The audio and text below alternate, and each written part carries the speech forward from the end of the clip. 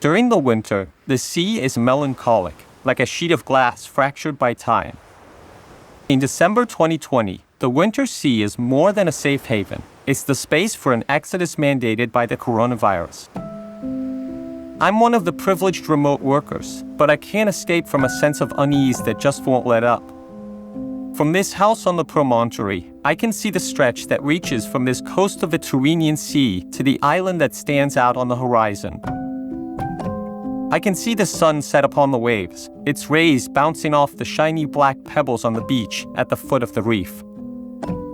On one side, the expanse of sea, on the other, the cascade of earth and stone, which forms an inlet where each rock is either cooked by the sun or caressed by the sea. The promontory is the vacation spot for Rome's bourgeoisie. It's also where I passed my troubled teenage years, when I was still searching for my place. Later on, it also became the place where I could cast away my troubles and allow my thoughts to run wild.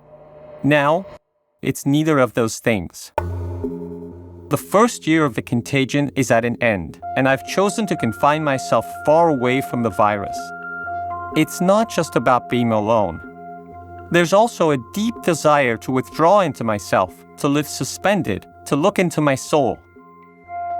The winter sun paints the sky a milky yellow, which turns orange with ever more surreal contours as the sun dips into the sea. The shades of the sea are just as surreal when I go free-diving into its depths, which is how I escape to a universe where the contagion can't reach me. I chuckle at the irony of a world in which freedom means not being able to breathe. In truth, the promontory is actually a mount, which is connected to the mainland by a small town and two long sandy beaches. This area is known by the name of Argentario. It's from places like this, on the border of the deepest Italy, at the margins of the Western world, that we need to start when rebuilding the future. It's from here that we need to begin reconsidering human life on planet Earth.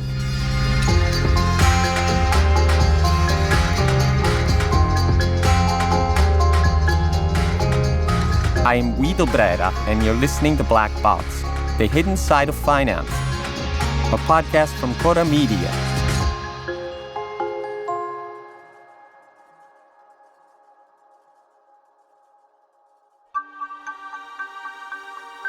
Here, at the dawn of the new millennium, globalization is apparently unstoppable. The invisible hand of the markets rules the planet, drawing extensive chains of production and supply. It shortens distances, sending airplanes across the skies of every continent and ships across every ocean. The world is flat, they say. The currency of the day is optimism. Dreams are a dime a dozen. Apparently, nothing can break our hopes for a better future. Apparently, nothing can hinder the machinery of finance. Even those bubbles that continue to pop up slowly and hypnotically over the stock exchanges of the world. Floating up high over the skyscrapers of Wall Street, over London City, over Milan, and the financial districts of 5 continents. They're perfect spheres, apparently eternal, impossible to deflate. Apparently. New York, London, Milan. The shiny windows into the New World Order are the global cities. Enormous agglomerates, no longer founded on the production of goods, but rather their distribution and consumption. The capitalism of platforms, giant corporations, and the flow of capital requires events that can move from one town to another, dancing to the beat of the new global calendars. The capitalism of platforms counts on warehouses for distribution, which have become the essential junctions of the giant logistics webs that have enveloped the world. The capitalism of platforms pushes meeting centers where culture and fun mix. For a price, of course. The capitalism of platforms sacrifices everything on the altar of new tourism. Houses are no longer meant to be lived in by members of a community. Instead, they're just hubs for transit and gainful investments. Meanwhile, sophisticated algorithms dictate the routes of delivery drivers on their bikes. They determine the prices of rents for a night and the ingredients to put in the salads of the latest trendy restaurant, which took over the old laundromat, but never took down the signs. It's what has been called the flat white economy. the name coming from the coffee of choice of the hipsters around whom the new global cities of the West have been designed. This model was in no way sustainable even before the pandemic. It created intolerable inequality, low levels of redistribution, excessive plus value for platforms, and it forced citizens to take up debt in order to consume more and more. In the global cities, the people with the weakest purchasing power were pushed out to the fringes of the towns, and communities crumbled as a result. The social architecture of gentrification truly shows its limits when it becomes displacement instead. Italo Calvino wrote in The Invisible Cities that every city receives its form from the desert it opposes. In the year before the contagion, the battle seemed to be done. The desert had made its way directly into the urban tapestry, and it had taken over. The city has nothing more to stand out against. It loses its shape and its very substance. There it is, the desertification of places and of souls. The city no longer has a desert to oppose against. At this point, it's just introjected.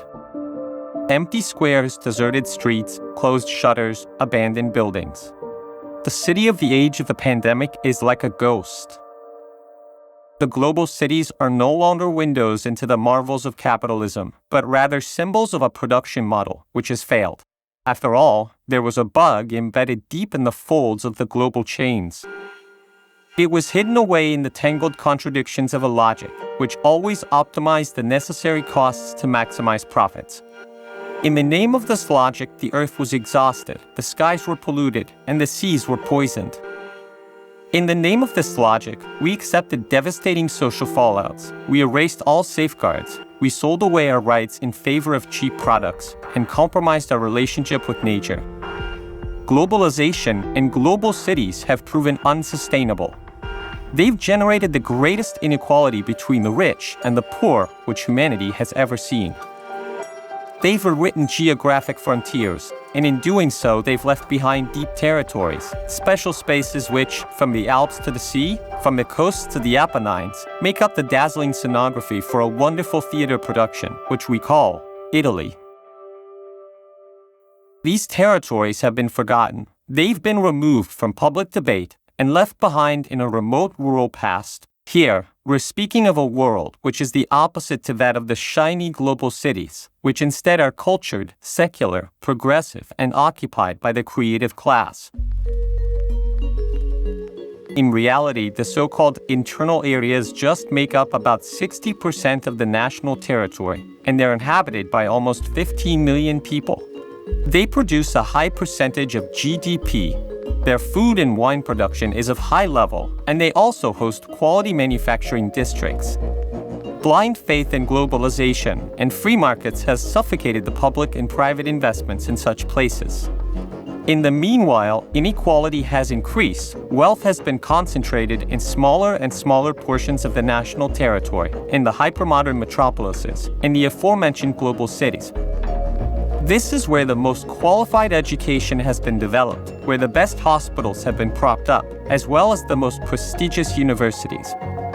This is where the most important and most profitable cultural events are being organized, and they're also the birthplace of eco-friendly construction. On the contrary, services have been cut in the inner areas, which has caused a crash in habitability. Schools and health services have disappeared, businesses have closed, and the areas have been more and more exposed to climate change and environmental disasters. This tendency needs to be stopped immediately because the new face of globalization is a movement of people who are no longer held down by only one job.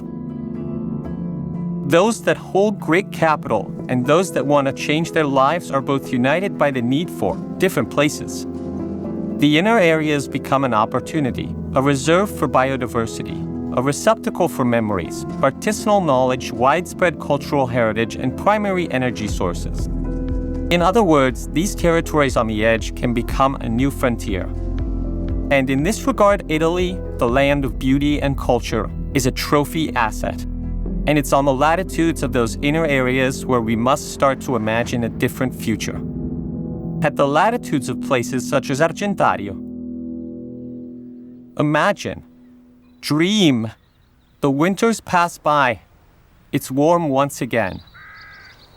I'm on one of the highest points of the Apennine. From here, I feel like I can see our whole country. Nothing but silence across the mountains and sea. And on the endless ruins of old civilizations, and on the paintings and marbles and open-air museums that surround us. And I dream and imagine a possible future. Dirt roads that lead to small towns and country lanes crossed by new electric bicycles. Small rest stops where you can find the typical seasonal products of each area. We've gone back to tilling the earth, and even the old terraces have showed up again. By now, fish is a luxury item, but cages are laid like sentinels in cardinal points of the coast, offering tourists and residents alike fish that has been fed with insect flour. This is produced in the lagoons and swamps. These areas many years back were the most polluted of all. But today they've been reclaimed, and they produce zero-impact feed, which has made Italian fish a prized item the world over. I open my eyes and I think, the country was crumbling, held in the vice of a deep crisis. But COVID led us to discover a true gold mine, to seize the opportunity that welcomes the new economic migrants of the post-pandemic period. Offices surrounded by nature, fast internet, international schools, and excellent healthcare has made Italy an attractive place for people to live in. Care towards sustainability and the reasons of a deeper type of ecology, which opens up rather than closing down, has helped place humanity around nature as the guardian of a new world.